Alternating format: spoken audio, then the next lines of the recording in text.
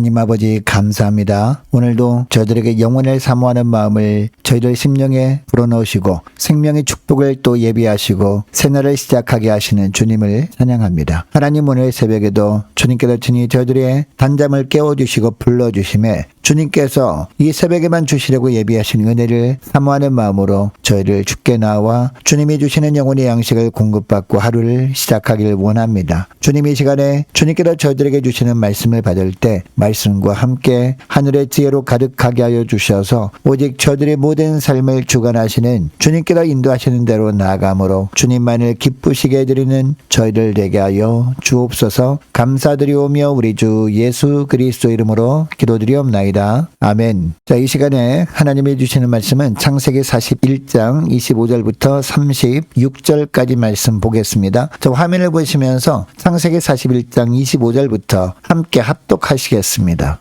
요셉이 바로에게 아뢰되 바로의 꿈은 하나라. 하나님이 그가 하실 일을 바로에게 보이심이니이다. 7 좋은 암소는 7회요 7 좋은 이삭도 7회니 그 꿈은 하나라. 그 후에 올라온 파리하고 흉한 7소는 7년이요 동풍에 말라 속이 빈 7 이삭도 7회 흉년이니 내가 바로에게 이르기를 하나님이 그가 하실 일을 바로에게 보이신다 함이 이것이라. 온 애굽 땅에 7회 큰 풍년이 있겠고 후에 7회 흉년이 들므로 애굽 땅에 있던 풍년을 다 잊어버리게 되고 그 땅에 그 기근으로 망하리니 후회된 그 흉년이 너무 심함으로 이전 풍년을 이 땅에서 기억하지 못하게 되리이다. 바로께서 꿈을 2번 겹쳐 꾸신 것은 하나님이 이 일을 정하셨습니다. 하나님이 속히 행하시리니 이제 바로께서는 명철하고 지혜 있는 사람을 택하여 애굽 땅을 다스리게 하시고 바로께서는 또 이같이 행하사 나라 안에 감독관들을 두어 그 7해 풍년에 애굽 땅의 5분의 1을 거두되 그들로 장차 올 풍년의 모든 곡물을 거두고 그 곡물을 바로의 손에 돌려 양식을 위하여 각 성읍에 쌓아두게 하소서. 이와 같이 그 곡물을 이 땅에 저장하여 애굽 땅에 임할 7해 흉년에 대비하시면 땅이 이 흉년으로 말미암아 망하지 아니하리이다. 아멘. 여러분, 하나님은 우리의 삶을 온전히 주관하시는 하나님이십니다. 그동안 지나온 모든 삶도 주님께서 친히 이끌어 오셨습니다. 그리고 지금도 주님께서 저희들을 붙드시고 인도해 주고 계십니다. 또한 앞으로의 우리의 모든 삶도 친히 주님 뜻대로 살도록 도우시는 우리의 선한 목자가 우리 하나님이십니다. 여러분, 그렇다면 하나님의 양들인 우리는 어떤 삶을 살아야 할까요? 날마다 하나님의 뜻을 바르게 분별하고 그 뜻대로 살아갈 준비를 하며 살아야 할 줄로 믿습니다. 여러분, 그러면 어떻게 사는 것이 우리가 하나님의 뜻을 분별하고 그 뜻대로 살아갈 준비를 하는 것일까요? 첫째로 하나님이 하실 일을 선포하며 사는 겁니다. 25절부터 보면 요셉은 바로가 꾼 꿈을 해석해 줍니다. 바로가 꾼 2가지 꿈은 사실은 하나의 의미이고 하나님께서 장차 하실 일을 바로에게 미리 보이신 것이라고 명확하게 해석해 줍니다.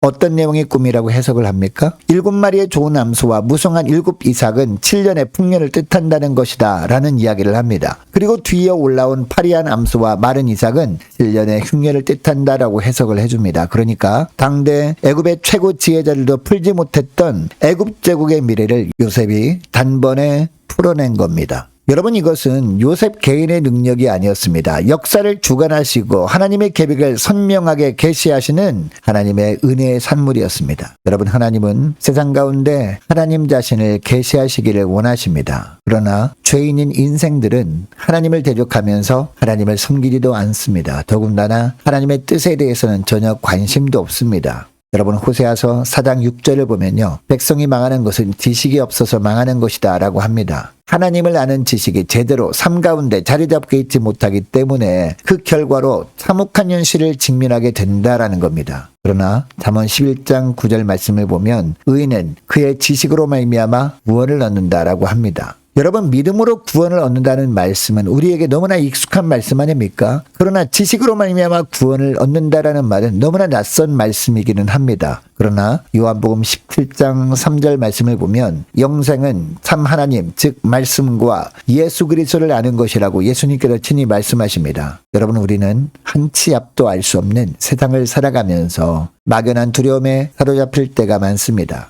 여러분, 우리가 믿음의 사람이라면 그때마다 어떤 삶을 살아야 할까요? 스스로의 지혜나 세상의 유력한 사람을 의지하기보다도 만물의 주관자이신 하나님의 크신 뜻을 구하며 살아야 할 줄로 믿습니다. 여러분, 역사의 주관자이신 주님께서 우리의 삶의 모든 여정을 온전히 이끌고 계십니다. 이것을 굳게 믿고 우리의 삶을 향한 분명한 하나님의 계획이 있음을 담대하게 선포하며 사는 복된 하루가 되시기를 축복합니다. 둘째로 다가올 환난 날을 경고하며 사는 겁니다. 자, 28절부터 보면 바로는 하나님의 장차하실 일을 그에게 꿈으로 보여주셨음을 요셉에게 듣습니다. 바로가 꾼 꿈의 내용은 어떤 내용이었습니까? 애굽 땅에 7년 동안 큰 풍년이 있고 그 후 7년 동안 흉년이 들 것이라는 내용이었습니다. 그리고 그 흉년으로 인해서 애굽 땅에 있었던 풍년을 다 잊어버리게 되고 기근으로 망하게 된다라는 내용이었습니다. 31절을 보면 요셉은 바로 왕에게 후회된 그 흉년이 너무 심함으로 이전 풍년을 이 땅에서 기억하지 못하게 되리이다 라고 이야기를 합니다. 그리고 바로가 같은 내용을 2번 겹쳐서 꾼 것은 하나님께서 이 일을 확정하셨다는 것이고 하나님이 이 일을 속히 행하시겠다는 의미임을 요셉은 당당하게 바로 왕에게 이야기를 합니다.